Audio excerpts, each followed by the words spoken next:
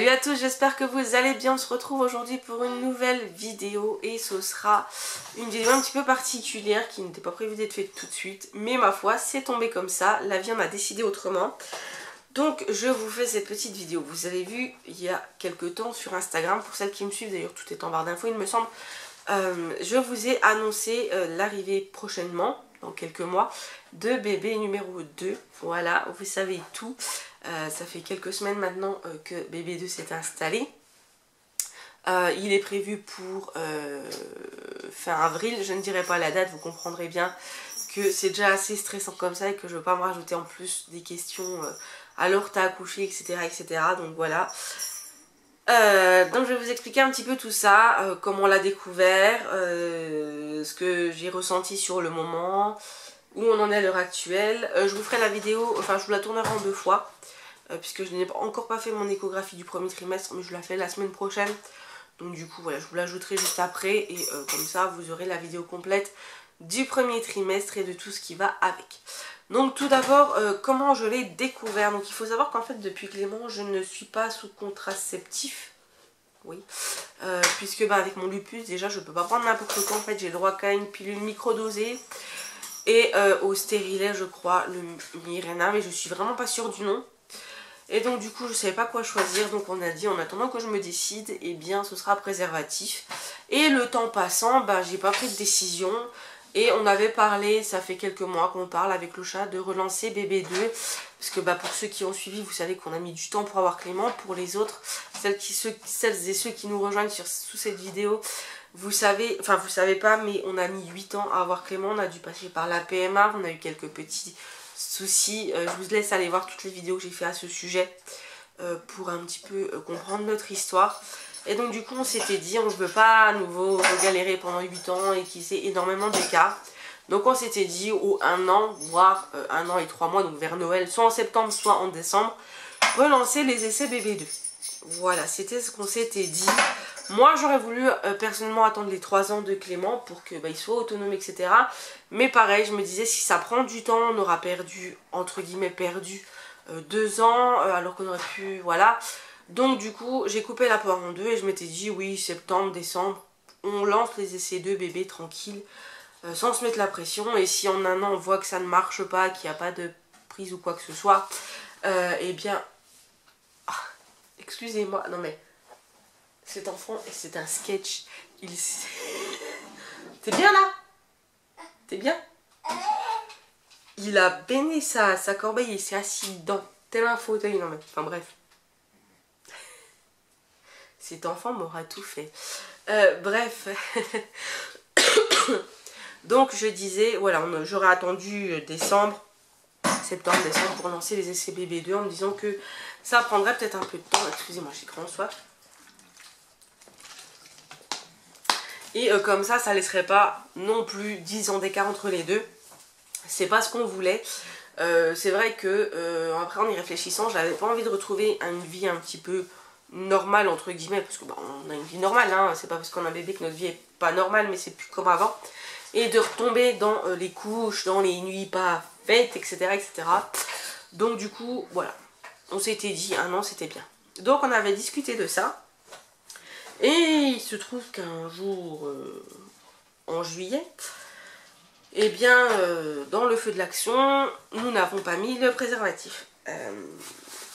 Alors ça faisait déjà quelques fois, pour tout vous avouer, quelques fois qu'on ne le mettait pas, mais on pratiquait le retrait, voilà, qui fonctionne très bien pour certaines personnes quand on connaît très bien son cycle, même si on sait qu'il y a des petits risques, mais c'est vraiment minime. Bon, soit. Et eh bien, une fois, on a été jusqu'au bout sans faire le retrait ni rien, et il s'avère que je me suis dit en moi-même, je me suis dit, c'est pas pour une fois que ça va fonctionner. On a galéré pour Clément, je vois pas pourquoi là ça marcherait du premier coup, bref. Donc je fais ma petite vie et le 6 août, précisément, nous avions un repas de famille, bref, et je devais les avoir à ce jour-là, je devais avoir mes règles ce jour-là. Et moi j'aime pas quand on est en réunion de famille, repas de famille, bref, ou en vacances, les avoir, ça, j'aime pas, surtout les premiers jours. En fait j'aime bien être chez moi tranquille, en pilou sur mon canapé, un plaid, voilà, devant une série. Ça c'est vraiment quelque chose que j'affectionne particulièrement dans ces moments-là. Je pense que comme beaucoup de personnes, on aime être tranquille. Donc, bah, un repas de famille, j'allais pas dire non parce que potentiellement j'allais avoir mes règles. Enfin, comprenez bien que j'avais pas raté un repas de famille pour ça.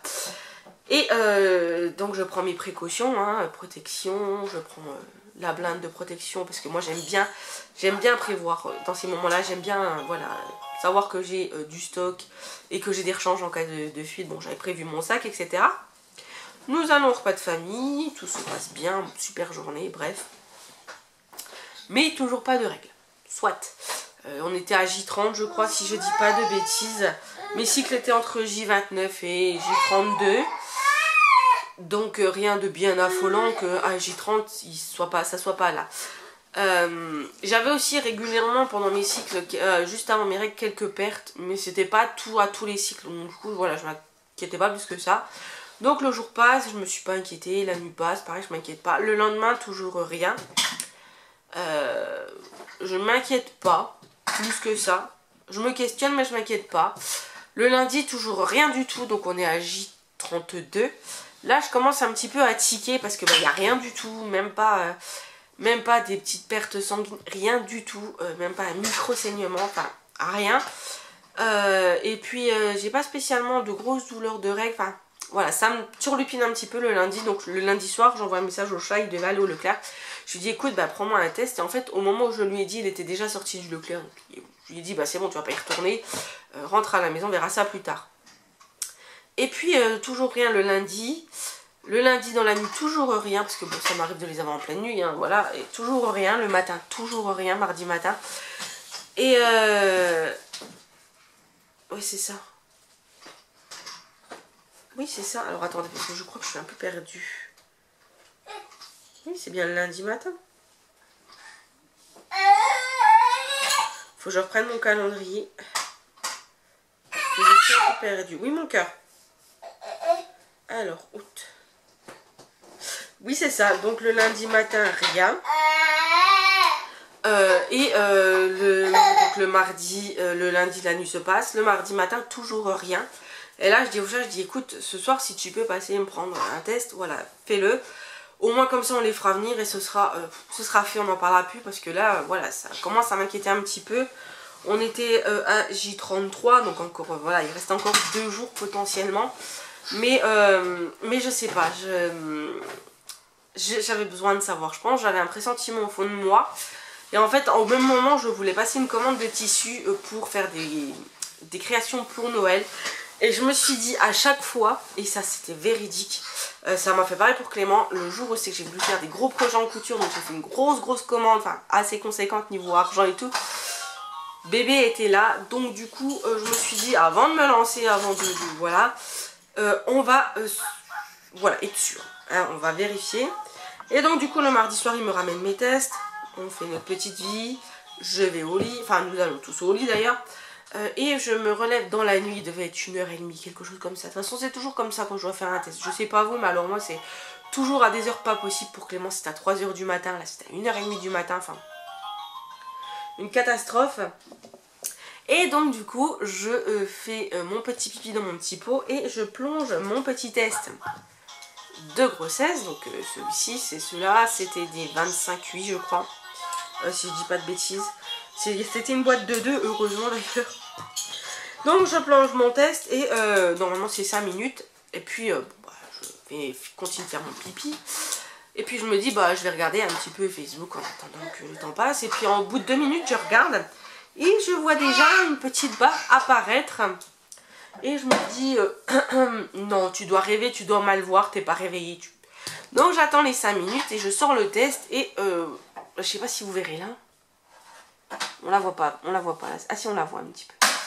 Et donc voilà ce que je vois. Donc les 2 barres. Sachant que là elle est un petit peu passée, hein, parce que ça fait un moment, je vous dis le 9 août, ça fait plus d'1 mois que ça a été fait, donc voilà. Et je me suis dit non c'est pas possible, le test a foiré, ça n'a pas marché, c'est un faux positif. J'y croyais pas du tout, donc du coup je me suis dit je vais faire le deuxième. Donc je fais le deuxième qui pareil, vous voyez il y a la deuxième barre. Donc je me retrouve avec ces deux magnifiques tests et ces deux magnifiques barres sur chaque test. Oui. Et là, c'est le drame. C'est le drame pour moi, je n'y crois absolument pas. Voilà, j'ai mis quelques minutes à réaliser. Donc je vais tout doucement dans la chambre parce que Clément dormait. Clément dort toujours avec nous, il est dans son lit mais dans notre chambre. Voilà, donc du coup je vais doucement pour pas le réveiller. Il est quand même 1h30 du matin, je vous rappelle, hein, si on pouvait éviter de le réveiller ce serait chouette. Et j'appelle le chat, je lui dis viens voir, faut que je te parle, j'ai quelque chose à te dire. Donc je l'emmène au salon, on s'assoit sur notre cher canapé et je lui tends ces deux tests, voilà. Et lui, bah, sa réaction c'était super chouette, super content, il était heureux parce que bah, lui il voulait un deuxième, il n'y a pas de... voilà. Lui c'était ok open, on y va, on fonce. Moi dans ma tête c'était pas ça du tout, moi c'était Bagdad dans ma tête. J'ai eu des angoisses, des grosses angoisses que j'ai pas spécialement extériorisées en tant que telles, mais que j'ai verbalisées. Puisque bah, en fait j'ai eu peur. J'ai eu peur de l'avenir, j'ai eu peur de l'organisation, j'ai eu peur de comment ça se passera avec un deuxième. Sachant qu'ils auront à peu près entre 18 et 19 mois d'écart. Donc c'est pas beaucoup. On sait que c'est sportif, 2 enfants rapprochés comme ça. En fait j'ai eu peur parce que bah, quand Clément est arrivé, moi j'ai pas réussi à trouver ma place. Il n'y a pas très longtemps que j'ai réussi à me retrouver un petit peu moins en tant que femme, en tant que personne, en tant qu'être humain et pas seulement en tant que maman. Au tout début j'ai voulu faire beaucoup de choses toute seule, essayer de tout gérer mais c'est pas possible, on n'est pas superwoman. Donc du coup j'ai eu du mal à déléguer et à dire au papa ce qu'il fallait qu'il fasse, etc. Pour moi il fallait que ça coule de source. Donc du coup, ça n'a pas été une partie de plaisir les premiers mois de Clément. Et là j'ai eu peur que ça recommence. J'ai eu peur à nouveau de m'oublier, de devoir m'effacer, me mettre de côté, de ne pas savoir où était ma place à moi. Autre que maman, voilà. J'ai peur encore à l'heure actuelle de ne pas arriver à gérer 2 bébés. Même si Clément c'est un amour. Je veux dire c'est un bébé vraiment... c'est de la crème quoi, c'est un chamallow ce bébé, c'est de la guimauve. C'est voilà, c'est mon petit chat. C'est pas facile, ça n'a pas été facile. J'ai eu 3 semaines où vraiment ça a été compliqué. Et en fait ça a été mieux quand on est revenu de vacances. Ouais c'est à peu près ça le laps de temps. À partir du moment où je l'ai appris jusqu'à ce qu'on revienne de vacances, ça faisait à peu près 3 semaines. Et en fait on a passé des super vacances. Ça a été les meilleures vacances quasiment de toute ma vie. Il s'est éclaté, on s'est éclaté, on a fait plein de choses. Et voilà, c'était vraiment des très bonnes vacances. Et en fait, je me suis... je sais pas, ça m'a peut-être fait un déclic. Bon, j'ai toujours des angoisses, j'ai toujours des peurs. Et ça, je pense que c'est normal. Mais après, ça, j'ai envie de dire, je pense que c'est peu importe l'âge du premier. Quand le deuxième arrive, je pense qu'on est toujours angoissé de comment ça se passera à l'arrivée. Et voilà, et j'ai mis un petit peu de temps à être contente en fait de cette grossesse. Même si bah, de toute façon je faisais tout pour que ça aille bien, vous le savez.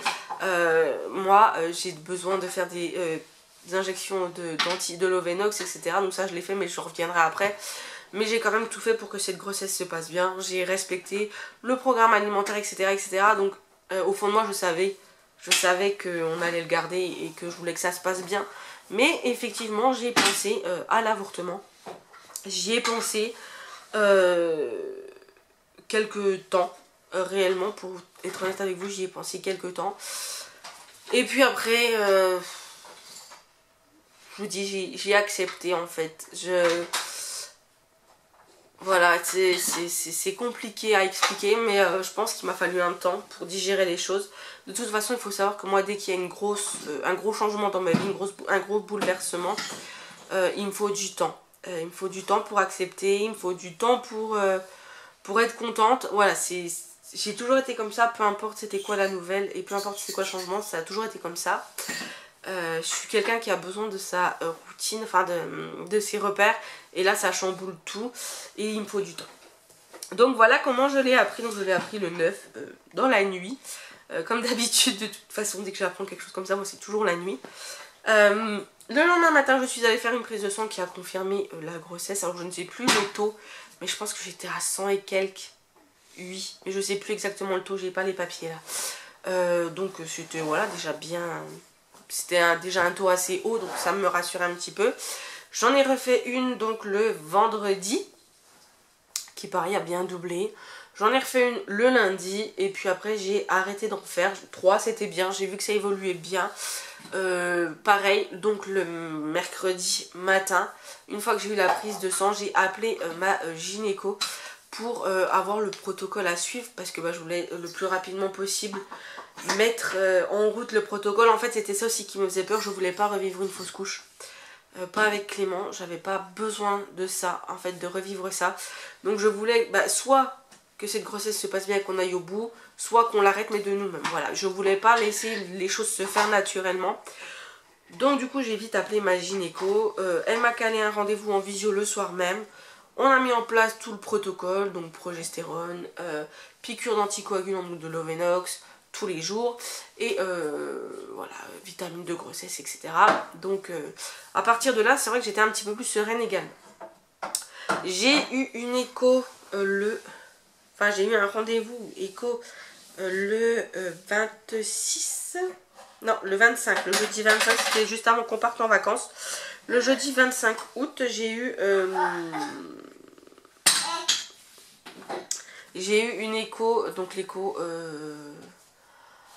alors pas vraiment de datation, enfin normalement ça aurait dû être l'écho de datation, sauf que quand on y est arrivé en fait elle s'est rendue compte que l'embryon était un peu plus jeune que ce qu'on pensait. Donc on a vu la poche, on a vu la vésicule vitelline et on a vu je crois un tout petit embryon où on a entendu le cœur.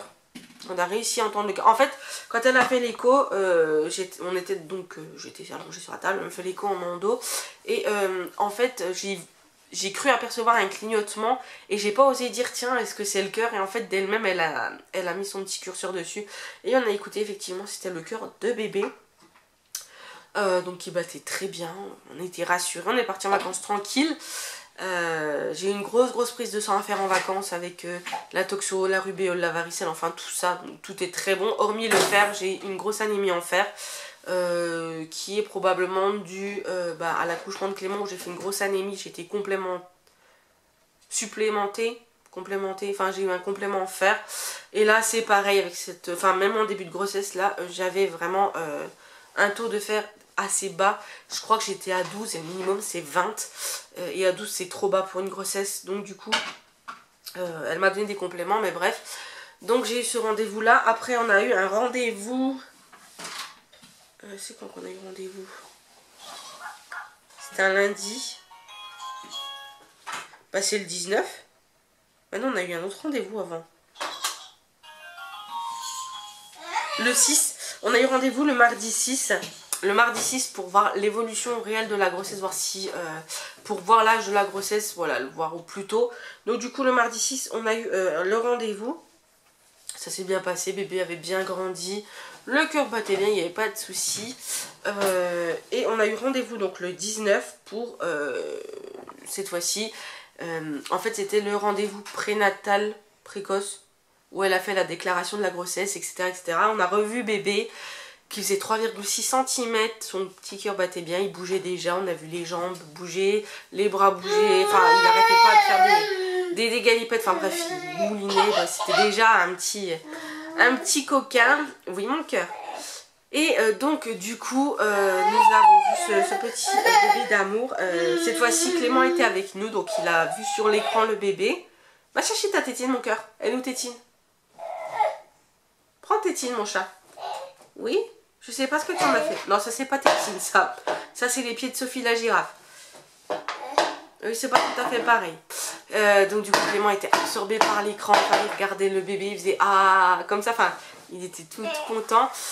On a fait la déclaration de grossesse et donc du coup le 4 j'ai rendez-vous pour l'échographie du premier trimestre et la prise de sang pour la trisomie et la recherche du rhésus, du génotype rhésus, je sais pas comment ça s'appelle, ouais, du groupe sanguin de bébé pour voir s'il est compatible avec moi puisque je suis rhésus négatif. Donc du coup voilà un petit peu pour le déroulé des choses. Maintenant je vais vous parler un petit peu de mes symptômes de ce premier trimestre puisque je peux vous en dire la plupart. Je pense que là on arrive à un moment où j'en aurais pu énormément je pense. À l'heure actuelle, je suis à 11 semaines plus 5 jours, donc je pense pas que j'en aurai des masses. Si jamais il y a quelque chose, je vous le dirai. Donc en symptômes, j'ai eu des gros problèmes de transit, une diarrhée terrible régulièrement, voilà, des diarrhées régulières, sans raison apparente. J'ai eu des grosses douleurs de règles au niveau du bas, voilà. Donc je disais les symptômes, donc comme je vous ai dit, une grosse diarrhée, enfin des diarrhées très régulières, sans raison, et qui même avec le Septa ne passait pas. J'ai eu donc des grosses douleurs au niveau de l'utérus, comme des règles douloureuses. En fait la gynéco m'a expliqué, c'est dû à la césarienne, en fait il y a des adhérences, et quand ça s'étend, en fait quand l'utérus s'étend, ça fait plus mal. Et effectivement j'ai eu beaucoup plus mal au niveau de la cicatrice, et même à l'intérieur je sentais que c'était beaucoup plus douloureux qu'avec Clément. J'ai eu beaucoup également de douleurs ligamentaires qui descendaient le long des cuisses à l'intérieur, c'était assez sympa ça. J'ai eu quelques nausées si je mangeais pas en fait, mais pas de vomissements, bravo mon cœur, pas de vomissements mais de nausées. J'ai eu des envies, pas plus que ça. Je suis beaucoup plus sucrée que salée, contrairement à Clément en fait.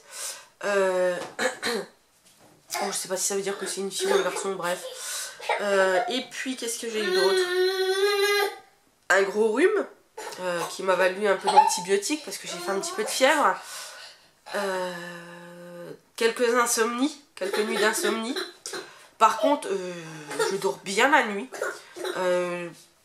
9 h, je ronfle sur le canapé. On couche Clément à 8 h 30. On attend qu'il s'endorme avant d'aller au lit. Sinon, il s'endort pas si on va au lit en même temps que lui.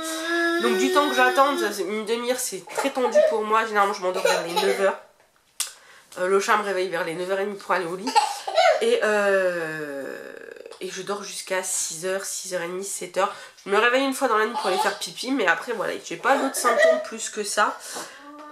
Je fais mes piqûres tous les jours, donc voilà. La progestérone, pareil, en fait la progestérone je l'ai pris quelques fois par voie orale, parce que vous pouvez tout à fait la prendre par voie orale, hein. Mais ça me donnait des vertiges. Donc je disais avant d'être interrompue, j'ai pris la progestérone des fois par voie orale, mais ça me donnait des vertiges, tête qui tourne, etc. Donc je la prends le moins souvent possible par voie orale. Sauf quand j'ai pas le temps d'attendre une demi-heure allongée pour le temps que ça fasse effet. Qu'est-ce que j'ai eu d'autre? La tension. J'ai une petite tension. Moi qui habituellement a une tension assez haute. Je tourne autour des 13, 14 des fois. Mais on est plus 12, 8, 13, quelque chose. Voilà. Là je suis à 10, 6 généralement.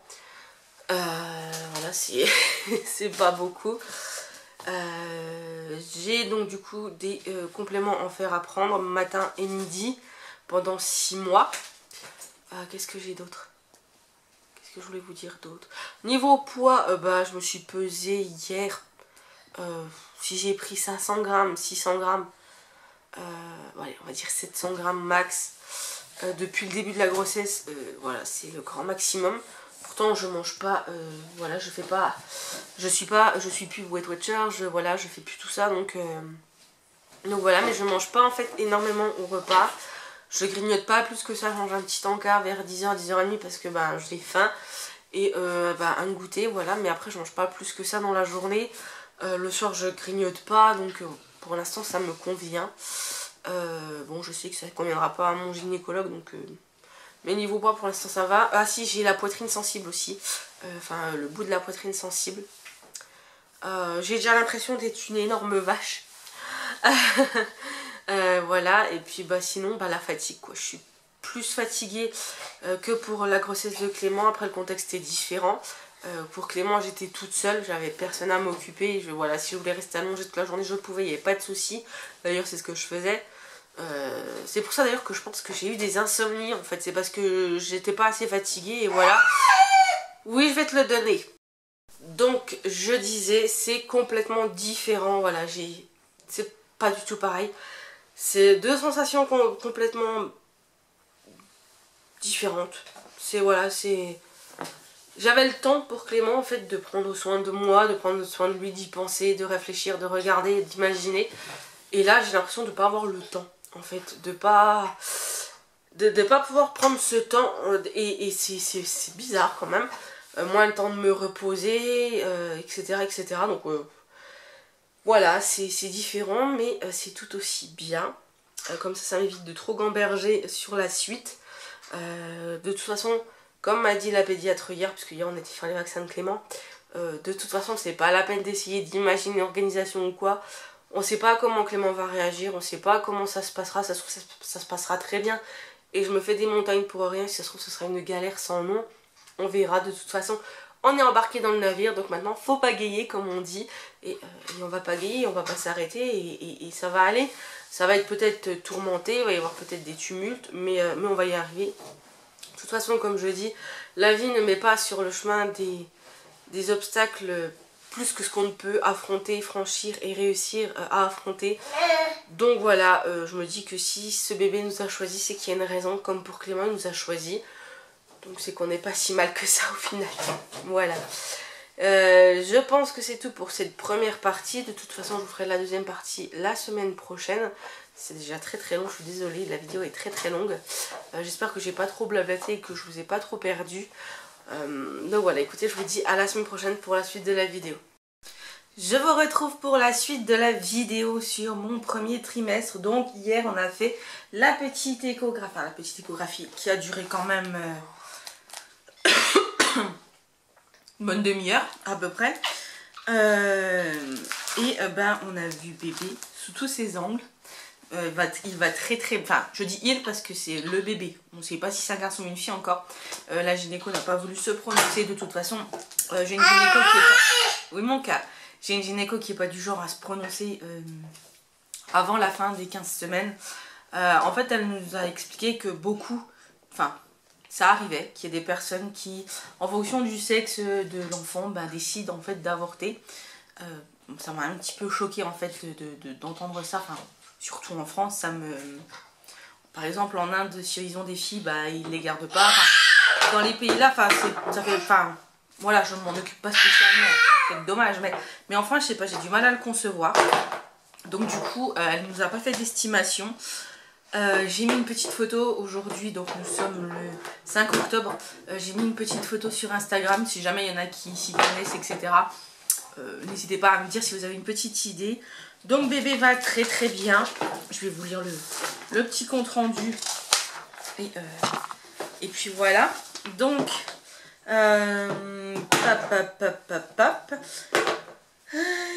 donc nous sommes à 12 semaines et 5 jours. La longueur tête-fesse, je crois que c'est ça. Il fait 5,9 cm. Oui, 5,9 cm. La clarté nucale est à 1,2. Donc voilà, c'est plutôt un petit bébé pour l'instant. Pour Clément, au même stade. Ou non, bah, du coup, ça faisait 5 jours de plus. Puisque, bref, il était à 7,1 cm. Donc, je pense que le gabarit sera un petit peu plus petit.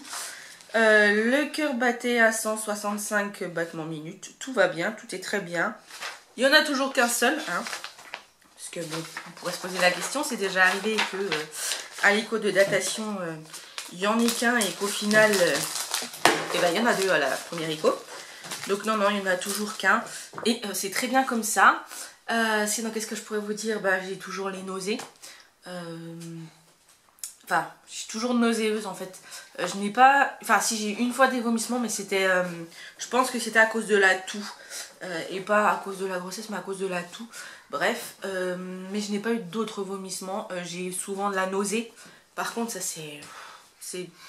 Je me demande s'il vaut pas mieux avoir les vomissements que la nausée. Parce que honnêtement, c'est pénible. Ça peut arriver à toute heure. Hein. Ça m'est arrivé ce matin... J'étais en train de... Enfin, tout de suite après le petit déjeuner, paf, ça m'est tombé dessus. Quand je commence à avoir faim, ça me tombe dessus aussi. Enfin bref, c'est assez pénible. Sinon, je n'ai pas pris de poids. J'en ai même perdu. J'ai perdu 500 grammes par rapport au poids de début de grossesse. Donc c'est parfait. J'ai fait la prise de sang pour la trisomie 21. Et j'ai également fait la prise de sang pour le groupage sanguin de bébé, puisque bah, comme vous le savez, moi je suis rhésus négatif, le chat est rhésus positif, et il peut y avoir une incompatibilité entre bébé et moi. Et bah, c'est à savoir parce que bah, il me faudra une injection de Refilax si jamais, de toute façon il m'en faudra une à l'accouchement, mais si jamais il y a une incompatibilité, il m'en faudra une avant. Donc voilà, autant mieux le savoir. Donc là c'était la première détermination, je crois qu'il y en a 2, et il me semble que pour Clément j'en avais fait 3. Il faudrait que je retrouve dans mes vidéos, mais il me semble que j'en avais fait 3. Puisque même au labo, elle m'avait dit, normalement c'est 2, la troisième, je ne sais pas si ce sera remboursé. Et au final, ça a été pris en charge, pas de soucis. Bon, après, on aurait payé les 150 € s'il fallait. Hein. Mais voilà. Et qu'est-ce qu'il y a d'autre? Qu'est-ce que je vais vous dire d'autre? Eh ben, c'était la dernière fois que je voyais ma gynécologue là. Maintenant, on va être suivi par le même gynéco qui nous avait suivi pour Clément. Donc, je vais accoucher dans le même hôpital. On s'est dit avec le chat que c'était plus logique de rester là où c'est qu'ils nous connaissaient déjà. Ils ont encore notre dossier, enfin il est pas au fin fond des archives, hein. Ça fait qu'1 an que j'ai accouché, donc il doit pas être au fin fond des archives non plus. Donc du coup on s'est dit que c'était le mieux. Et au niveau de la route, en fait c'est plus pratique d'aller dans cet hôpital là que dans l'autre. Même si j'aurais bien voulu tester l'autre, mais voilà. Autant mieux rester avec les mêmes médecins, on sait où on va, on sait comment il est. Et puis voilà. Donc c'était la dernière fois qu'on la voyait. Je continue la progestérone jusqu'au 21 octobre. Enfin, parce que ça fera à peu près 15 semaines. Et qu'est-ce que je voulais vous dire d'autre? Moi, je suis toujours complémentaire en fer. J'ai toujours mes injections de Lovenox à faire, ça ne changera pas. Toujours des prises de sang de plaquettes à faire, etc. etc. Et puis voilà, écoutez, c'était tout pour ce 3e trimestre. Enfin, ce 3e trimestre. Oh là là, mon Dieu. Si j'étais déjà au 3e trimestre. Mais ça va arriver vite, hein. Ça va arriver très très vite. Là on va un petit peu se lancer dans la préparation de l'arrivée de bébé, voir ce qu'il nous faut, etc. Nous organiser. Et puis voilà, écoutez, je vous retrouve le mois prochain pour mon 4e mois. Alors est-ce que vous préférez que je fasse genre le 4e mois, 5e mois, 6e mois, etc. ou 1er trimestre, 2e trimestre, 3e trimestre? N'hésitez pas à me dire en commentaire ce que vous préférez. Bien évidemment il y aura des hauls vêtements je pense, puisque bah, je vais faire quelques achats. Si c'est un garçon je ferai quelques achats, pas énormément parce que bah bon, après il faut voir, ce sera pas la même saison, donc peut-être que je serai obligée de le faire. Mais si c'est une fille je vais me lâcher, mais je vais me lâcher comme jaja. Là d'ailleurs, hop, en parlant de shopping, je vais pas faire un haul juste pour ça. On a acheté 2 petites choses, bah, comme pour Clément, bon sauf que pour Clément on avait fait plus. Mais pour ce coup-ci, pour bébé, on a pris ce petit pyjama en 3 mois. Donc il est couleur beige. Je le trouve assez neutre et assez mignon avec marqué Love You. Voilà, je le trouvais trop cute. Et je vous ai mis d'ailleurs des petites photos sur Instagram. Et j'ai trouvé un petit ensemble pyjama, un ensemble de pièces. Et ça je pense que ce sera sûrement la tenue de naissance s'ils acceptent. Je l'ai pris en 1 mois. Alors je pense que j'irai le chercher en 0. C'est New One in the Family, donc un nouveau dans la famille, et ça va totalement. Donc il y a un petit gilet comme ceci, voilà, et il y a le petit pantalon comme ceci avec les pieds et que vous pouvez attacher. Je crois qu'il y a les pressions, ouais, il y a les pressions à l'intérieur. Donc en fait elles se mettent comme ça, tac, hop. Et ça vous fait le petit ensemble comme ceci, avec le petit pantalon. Voilà. Donc écoutez, ce sera trop cutie. Je l'ai pris en couleur un peu beige et blanc cassé. J'ai trouvé que ça faisait neutre. Sinon c'était rose. Ça faisait moins neutre rose. Donc voilà les 2 petits achats. Celui-ci était à 10 € et le pyjama était à 4 €. Donc pour 4 €, j'aurais peut-être pu en prendre un autre. Bref, sur ce, j'espère. Donc je disais, j'espère que cette vidéo vous aura plu sur mon 1er trimestre. N'hésitez pas à me dire si vous aussi vous attendez un heureux événement, etc. Où vous en êtes. Et puis voilà, ça me ferait plaisir d'échanger avec vous sur ce sujet. N'hésitez pas également à me rejoindre sur Instagram. Je suis beaucoup plus présente sur Instagram et on peut discuter beaucoup plus facilement. Voilà, sur ce je vous fais des gros bisous. Je vous dis à très bientôt pour une prochaine vidéo. N'hésitez pas, comme je vous l'ai dit, à me dire si vous le souhaitez par trimestre ou par mois pour les mois suivants. Voilà, je vous ferai ça volontiers, avec plaisir. Mais après, je sais pas s'il y aura des choses à dire tous les mois. En tout cas, voilà. Je vous fais des gros bisous. Je vous dis à très bientôt et surtout, prenez soin de vous. Bisous.